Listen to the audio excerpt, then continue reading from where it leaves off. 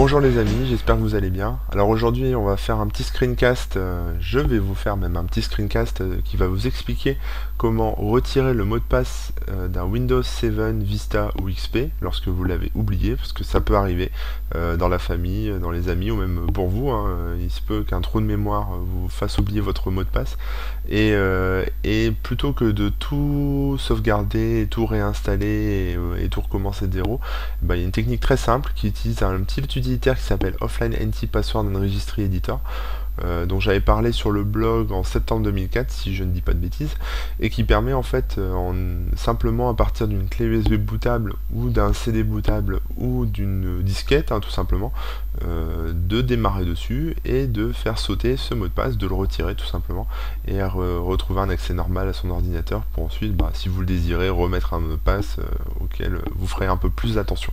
L'utilitaire dont on va avoir besoin, Offline Anti-Password and Registry Editor, est disponible à l'adresse qui s'affiche sur vos écrans, sur cette vidéo. Et parce que c'est plus pratique, je me contenterai en fait dans ces exemples d'utiliser la version gravée sur un CD.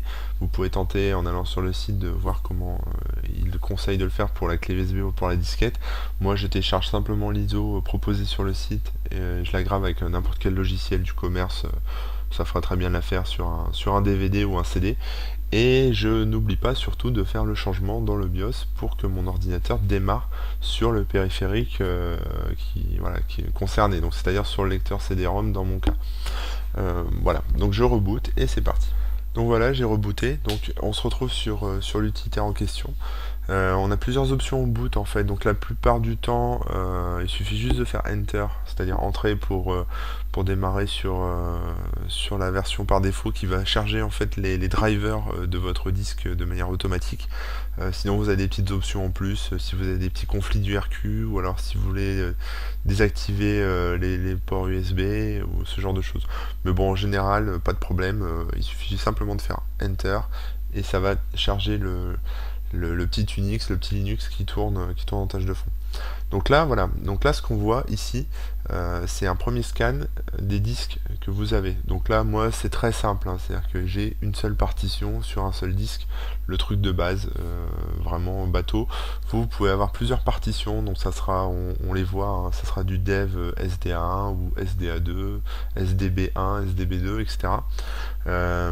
Donc pas de panique.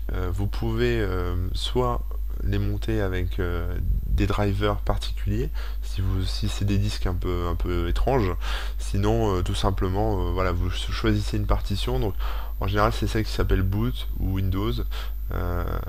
De toute façon, si vous vous trompez, c'est pas très grave, vous essayez, parce que l'utilitaire va scanner en fait les partitions et détecter dessus s'il y a des répertoires système 32, etc. Enfin des répertoires propres à Windows, ce qui fait que vous pouvez pas vous tromper en fait. Ça dépend si vous avez par exemple plusieurs Windows installés sur différentes partitions, vous pouvez effectivement choisir l'un ou l'autre. Vous pouvez aussi, si vous voulez vraiment être sûr, redémarrer,